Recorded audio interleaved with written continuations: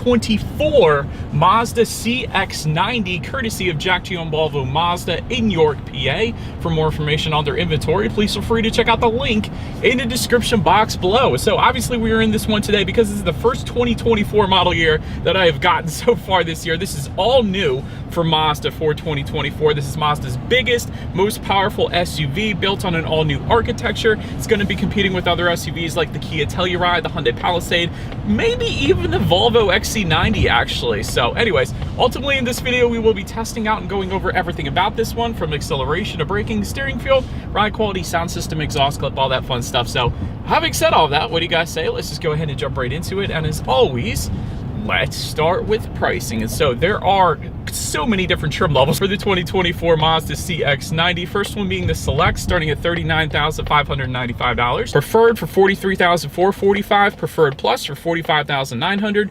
Premium for $48,900. Premium Plus for $52,950. S trim level for $51,750. S Premium for $56,450. And lastly, the S Premium Plus for $59,950. And so with all of those trim levels, there are actually two different power plants available for the CX-90. First one is going to belong to all of the non-S trim levels, essentially. That one is powered by a 3.3 liter turbocharged inline 6-cylinder. That one puts out 280 horsepower at 5,000 RPM, 332 pound-feet of torque. Coming in at 2,000 RPM, power is going to be sent to all four wheels through an 8-speed automatic. 0 to 60 time for this one coming in at approximately 7.2 seconds, with MPG numbers coming in at 24 in the city, 28 on the highway, taking regular unleaded fuel. Keep that in mind because the next engine doesn't take regular unleaded fuel. But so anyways, then there is that other engine configuration belonging to the S trim levels. That one is actually powered by the exact same engine, but the boost is cranked up to 19 PSI with that one. So a little more power output from the turbocharger, 319 horsepower, 5,500 RPM,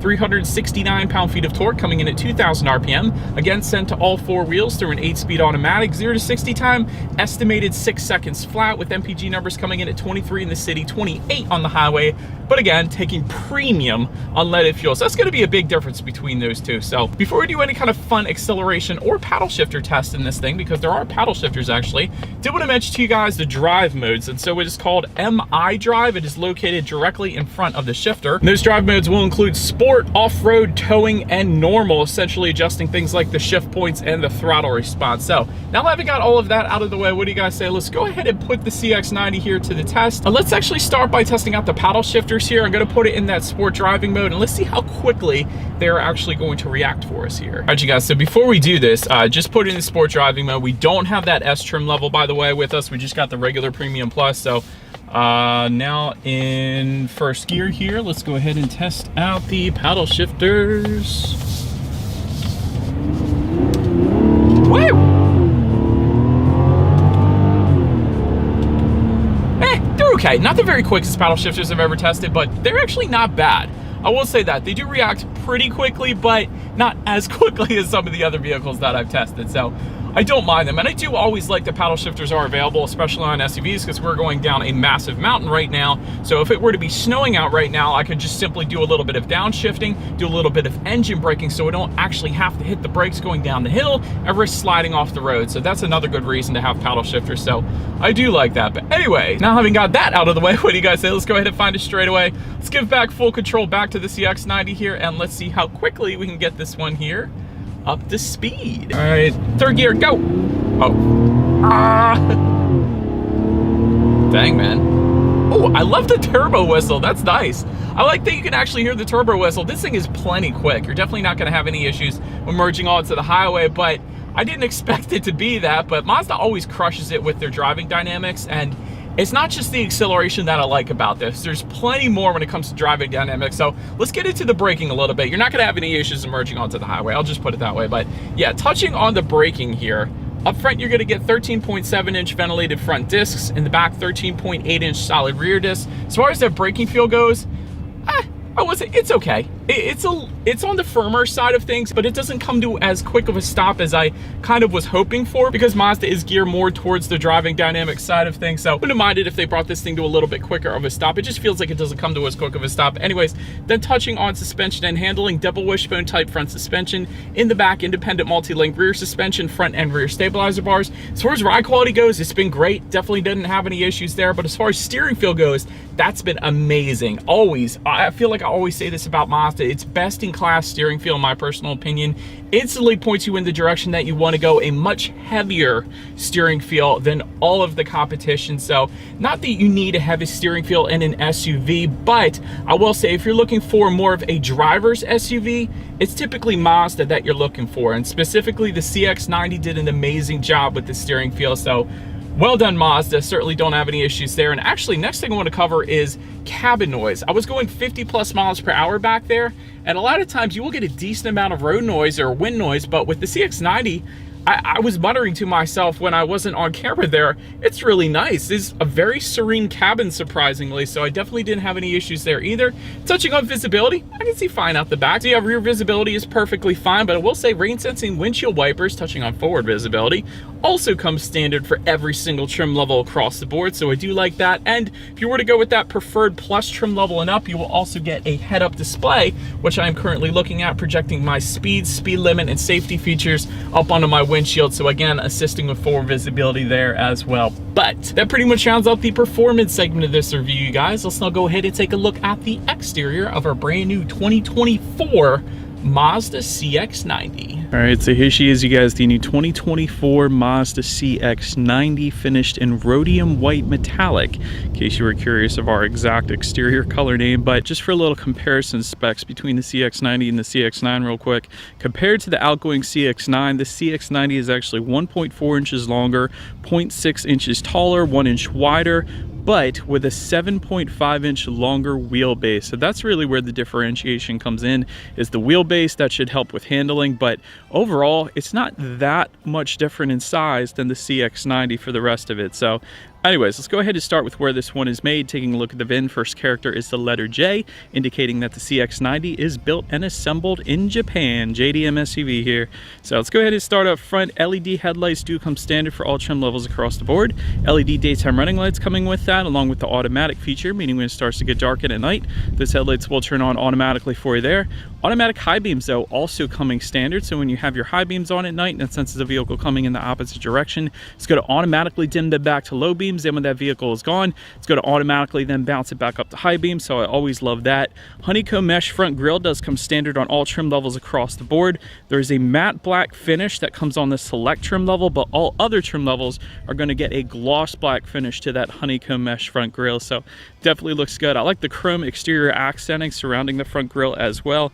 There is a black front lip that comes standard on the select, preferred, and preferred plus, but there is a silver front lip or silver accent on the front lip coming with the premium trim level and up. So I see those air curtains in the bottom corners as well. That definitely looks good. And I like how the daytime running lights kind of are almost incorporated into the front grille a little bit. So I like that look. The headlights look very nice, very aggressive as well. So overall, I think Mazda did a wonderful job with the front end of the CX-90. Definitely looks like a more aggressive animal than the outgoing CX-9, and it drives like it as well. So big fan. But now let's go ahead and make our way to the side of this one. All right, so let's go ahead and start up top here. Aluminum roof rails do come standard on every single trim level across the board. You will get some silver upper window trim coming with the premium trim level and up.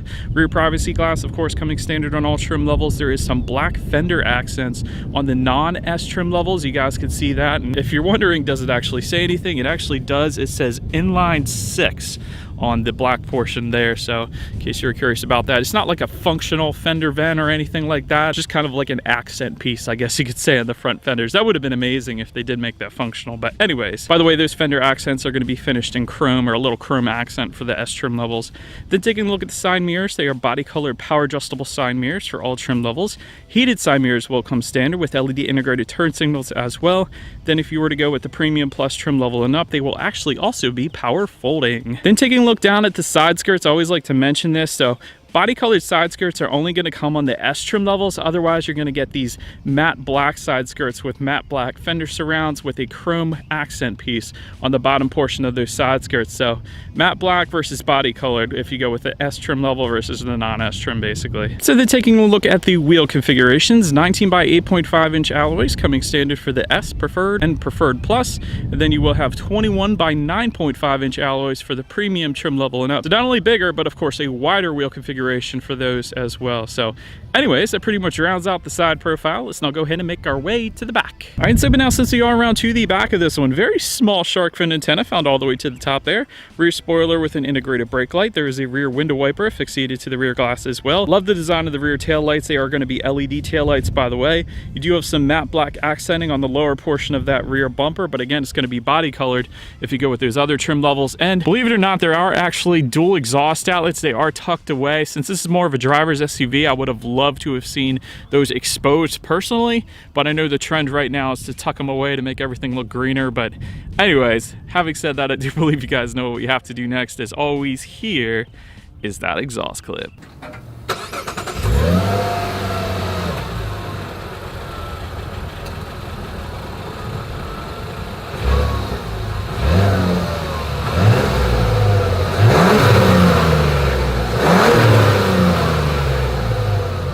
All right, so but now since we are around to the back of the CX-90, when it comes to opening that rear tailgate, it is a power tailgate for all trim levels actually across the board. You gotta love that. Then if you were to go with the premium trim level and up, it's actually gonna be a hands-free power tailgate. So if your hands are full with groceries or kids, that's gonna be darn convenient. But there is a button on the key fob itself. There's actually a rubberized button on the tailgate itself as well to simply press. So it's gonna automatically then open up. But once opened up, when it comes to cargo space, that comes in at 15.9 cubic feet behind that third row. Yes, the CX-90 is a 3-row SUV. If that was not enough space, there's a 60-40 split, meaning the third row does fold down, bumping that up to 40.1 cubic feet behind the second row.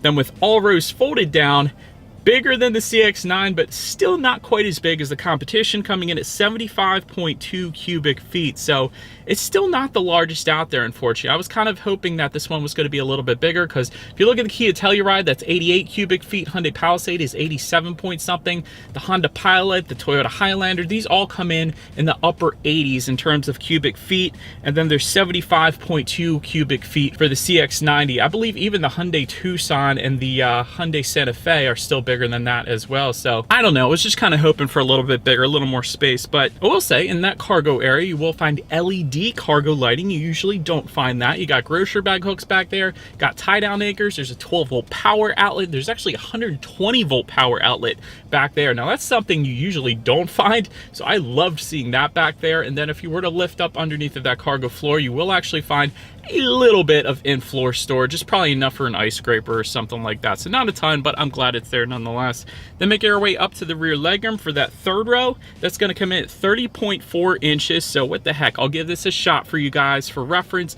I'm even 6 feet tall, so not comfortable for adults, but I will say children might be able to fit back there. And the cool thing is about the third row is it actually gives you rear ventilation, like just by the rear passenger's knees back there. So I love that there's rear ventilation back there, but I also love that there's USB charging ports. So most SUVs, most 3-row SUVs, I won't say most, but a lot of them still don't give you USB charging ports for the third row, but the CX-90 does, so I absolutely love that. But anyways, cup holders as well. But then making our way up to the second row legroom, that's going to come in at 39.4 inches. Again, for reference, I'm an even 6 feet tall. This is how much space I have back there, but we'll say the second row is definitely done right. So that's plenty of space to start with, but heated second row seats come on the premium plus trim level and up. You can actually get ventilated second row seats as well for the S Premium Plus trim level. So I love that the ventilated second row is available. So that's pretty cool. And by the way, in terms of seating in that second row, you can get bench seating, but you can also get captain's chairs. And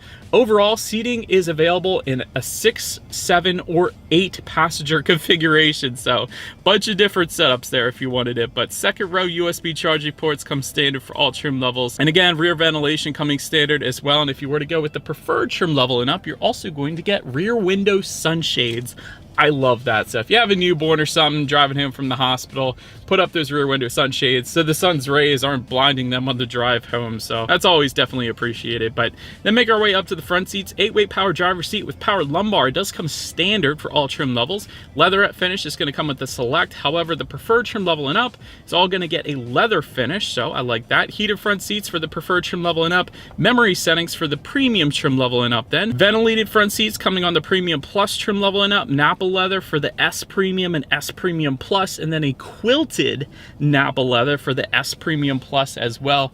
Overall, seating was fine. Nothing too crazy. It certainly wasn't uncomfortable. It was plenty fine for me. Not the very most comfortable seats I ever sat in, but it'll definitely get the job done, so no issues for me personally. But now, let's go ahead and take a look at the steering wheel. It is tilt and telescoping. It is leather wrapped for all trim levels. It will be heated for the Premium Plus, S Premium, and S Premium Plus, so I love that because it definitely does get cold in Pennsylvania. It's 41 degrees right now, so it is cold in Pennsylvania. Anyways, then make our way to the startup. Let me start by showing you guys the key here. Got your Mazda logo on the one side, nothing on the other side because all of your buttons are located on the side of the key. You got lock, unlock, the button to pop the rear tailgate there, and the panic button, of course, as well. But it is all keyless entry with a push button start, so all I'm going to do here is simply put my foot on the brake and press that black engine start button located just to the right of the gauges. And so, speaking of the gauges, there is a 12.3-inch digital gauge cluster coming standard on the Premium Plus trim level and up. Otherwise, you're going to get an analog cluster. So we do have the digital gauge cluster. It looks dang good, and the colors actually change dependent upon the drive mode that you put it in. So if I were to switch it into sport driving mode here, all of the colors kind of shift to red hues, and then if you were to take it out and put it in normal driving mode, it all goes back to your basic black and white setup. But overall, I do like the gauges, and it is customizable using the steering wheel mounted controls. The regular setup, you got a tachometer all the way to your left, speedometer is front and center. There is your average miles per gallon on the right, tells you how many miles you have left until you hit empty. Outside temperature, basically everything you possibly want on the digital gauges, and that's what digital gauges do for you. They give you a bunch of different customizations there. But anyways, then making our way to overall interior quality, there is a power moonroof coming on the preferred and preferred plus trim levels, panoramic moonroof coming on the premium trim level and up. There's an overhead sunglass holder that does come standard for all trim levels across the board as well. LED interior lighting, all trim levels again. Home light controls for the premium trim level and up, and that's for up to 3 different garage doors. It's found just below the rear view mirror there. Wireless phone charger on the Premium Plus trim level and up.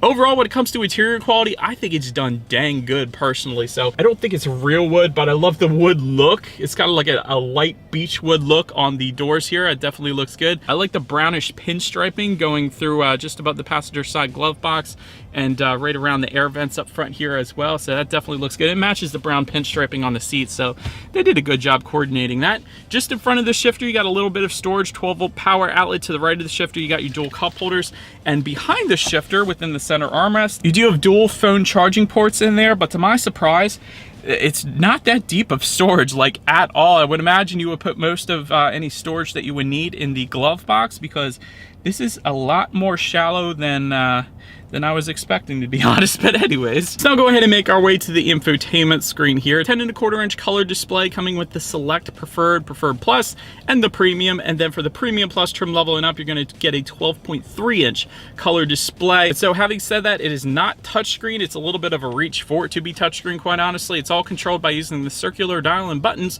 located directly behind the shifter. And so I will say it does take a little bit of time to kind of learn how to use all of that. And I still think it would have been nice to have both options. I wouldn't have minded having a touchscreen as well, but overall, I'm sure you will get used to it. It is relatively easy to use, but gives you Bluetooth and audio streaming, Android Auto, Apple CarPlay, but you get wireless Android Auto, Apple CarPlay if you go with the Preferred Plus trim level and up, at least, so that's pretty cool. Factory navigation system is going to come on the Premium trim level and up, and of course you can check out your radio information up there as well. So when it comes to the sound systems, there are 8 speakers for the Select, Preferred, and Preferred Plus, and then there is a 12-speaker Bose sound system for the Premium trim level and up. So having said that, we do have the Bose sound system with us here today, so what do you guys say? Let's go ahead and turn on the radio, see what we got playing today, and let's test out the clarity of this one.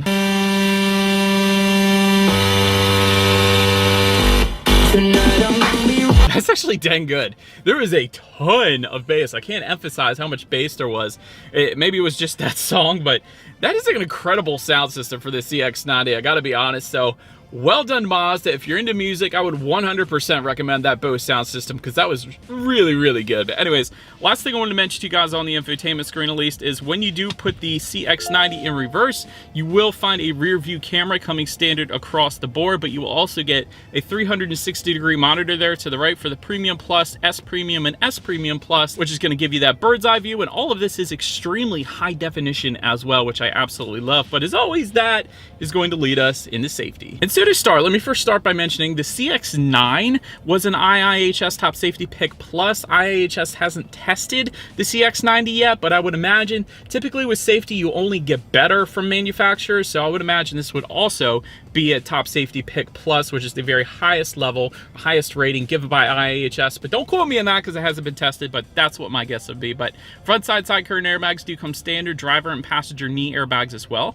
In the back, you're going to have latch, aka lower anchors and tethers for children for the rear car seats, rear child door locks, tire pressure monitoring system, but also coming standard, blind spot monitoring system with rear cross traffic alert, lane keep assist, lane departure warning, adaptive cruise control with stop and go. There's a driver attention monitoring system, and if you were to go with that premium trim level and up, you will also get front and rear parking sensors as well. So overall, when it comes to my final thoughts here of the CX90, great driving dynamics.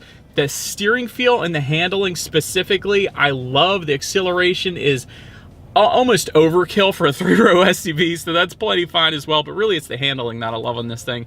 Excellent styling. Mazda has been crushing it lately with their designs for the CX50 and the CX90. I absolutely love that. Really good interior quality as well. I'm definitely impressed there. As far as constructive criticism goes for this one, I definitely wanted more space. When I heard about the CX90 coming out, I was thinking to myself, I wonder if this is actually going to compete space-wise with the Telluride and the Palisade and the Pilot and the Highlander.